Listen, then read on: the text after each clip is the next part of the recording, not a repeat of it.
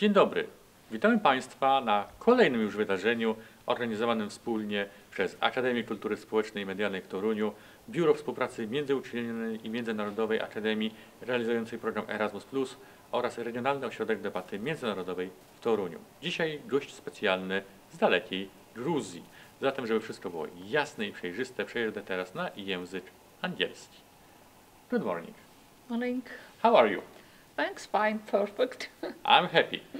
Dear our viewers, today our special guest from Georgia, Dr. Pikria Asanishvili, Yes. from the Ivane Javakishvili, Tbilisi State University in Georgia. Yes, exactly. Thank you that you accepted our invitation. So I think my first question will be the same like always. Is it your first visit to Poland? First of all, thank you very much for invitation. It's a great honor for me to be here. Generally, it's not my first visit to Poland. I frequently arrive to Poland, but in Torun and this university, it's my first visit indeed. Mm-hmm. It's your first visit. But can you remember what was your knowledge about Poland and Polish people before your first visit in this country? Not many, unfortunately. What I knew about Poland. First of all, I knew Adam Mickiewicz. We have a street of Adam Mickiewicz in Tbilisi, and I liked his poem very much. And I read it in Georgian translation for my childhood. And my teacher of history usually told us that there were some similarities between Polish resistance against Russian Empire and Georgia, and he made some kind of similarities, how Georgian nation were fighting against Russian Empire in 19th century and how Poles fight against them. So from my childhood, Poland was connected with freedom and to keep the national identity and to keep the sovereignty. So that was my first perception about Poland due to my teacher of history. Thank you for these words. You represent Georgia, Georgian state. Can you say a few words about Georgia?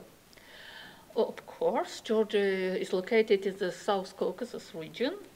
Generally, we do not define Caucasus, so in our mind, Caucasus is one entity, but taking into account that northern part of Caucasus is located in Russian Federation now, so south part is a geographical area where Armenia, Azerbaijan, and Georgia exist after the dissolution of the USSR. It is regarded that we have some location between Asia and Europe, because to the west, our border is Black Sea, which connects Georgia to the western part of civilization, and to the east, Caspian Sea. We also border with Armenia, Azerbaijan, a Turkish Republic, Iran, and Russian Federation.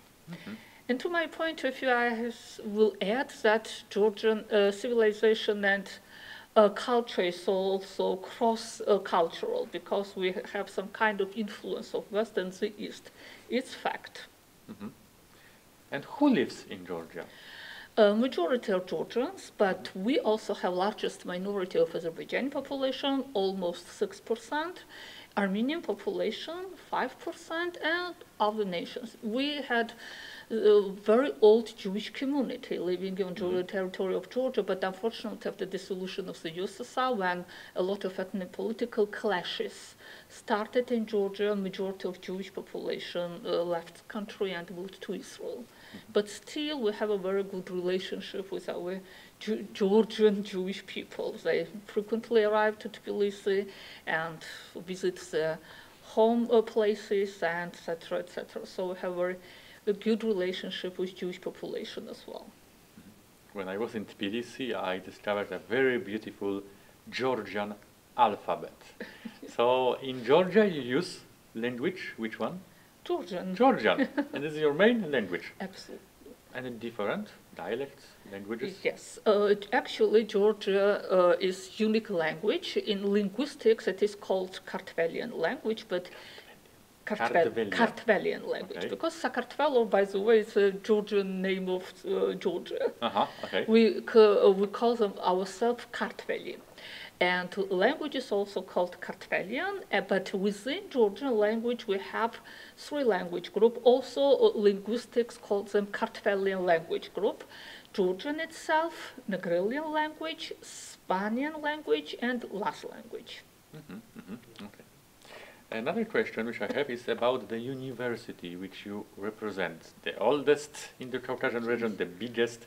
Yes. Can you say a few words about the Ivan Javakishvili Tbilisi State University? Okay, yes, it was created instead of Russian Empire's rule. A co-founder of Tbilisi State Universities are Melikishvili and Ivan Javakishvili. All those people were educated in Germany, in Europe. They had a very good vision of European education, and that's why they were aspired and dreamed about to create in independent Georgia independent university. So in 1917, our intelligentsia really contributed a lot to establish Georgian independent university where Georgian people could get education similar to European education, and that's why Ivan Javakishvili, he was historian himself, supported a lot to conduct such kind of disciplines and such kind of sphere of education which were similar to European institutions.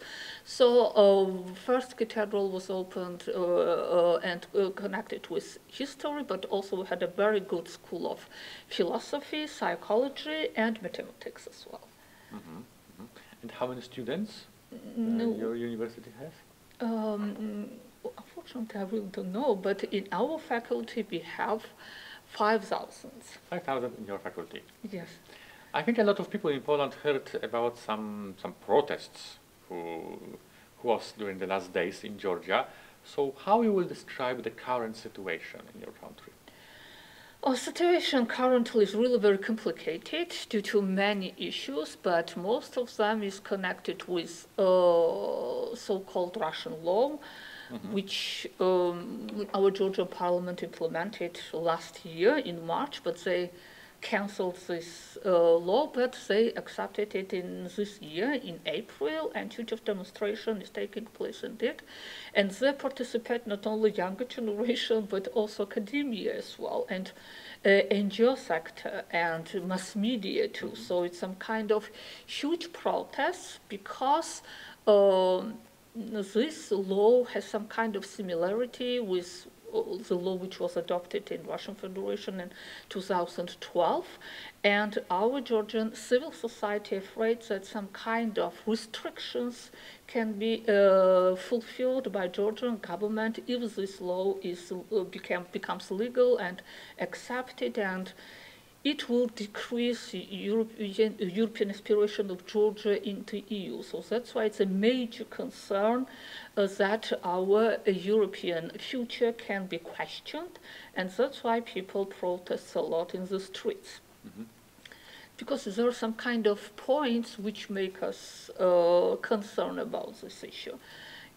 Of course, I understand that influence of foreign states is a big challenge of every independent state in the world, and a lot of countries in the world have some kind of legal instruments to decrease influence of foreign states, but which differs in Georgian case is that in Georgian law it is regarded that Russia, China, European Union, United States of America are in the same level, and this concerns Georgian society too much, because if we perceive Europe as our place and our development in the future, it cannot be in the same spot as Russian Federation, for example, which is our rival, stay openly. But is it safe in Georgia, especially for Polish tourists? I think, despite the fact there are huge demonstrations, it's still a very safe country. So good, it's good. Just contrary, European tourists are always welcome in Tbilisi and in Georgia generally. Okay. For Polish people, history is crucial, especially according to our identity. How important is history for the Georgians? History importance very much in Georgia, and that's why history is the most disputable topic in Georgian society, because we have some kind of different interpretation of history in Georgian society indeed.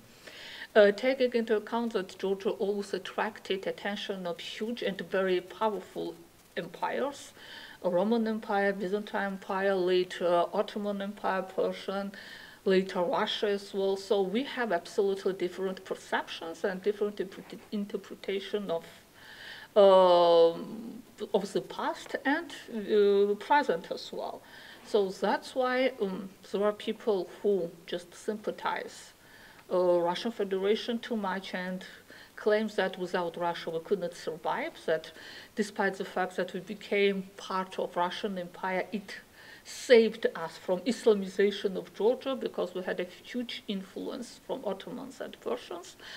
Others think that Russian Empire is the most devastating in history of Georgia, and that's why Georgia lost its statehood, Georgia lost religious identity and independence of Georgian Patriarchate by the time, and it was even the worst period for Georgia rather than to be vassal of Persian Empire of Ottomans. So that's why we have a huge debate over those issues too much. And everyone interprets historical process in their point of view. And how you will describe the current relations of Georgia, especially with Poland? I will underline the fact that it's very positive. From Georgian side, I can assume so, because first of all, people love Polish people very much. There is a very positive perception of Poles in Georgian mind. It is associated with the fight of freedom, because everyone underlines the fact that Poles had a huge resistance during the Soviet period. They always tried to decrease influence of Soviet Union over Poland.